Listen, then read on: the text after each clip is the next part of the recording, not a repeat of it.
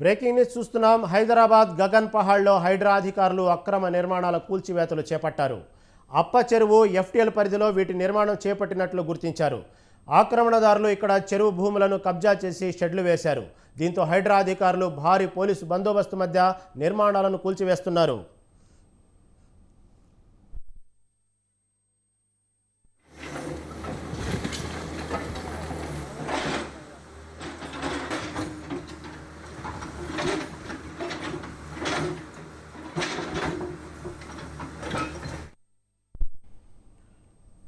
హైదరాబాద్ గగన్ పహాడ్లో హైడ్రా అధికారులు అక్రమ నిర్మాణాల కూల్చివేతలు చేపట్టారు.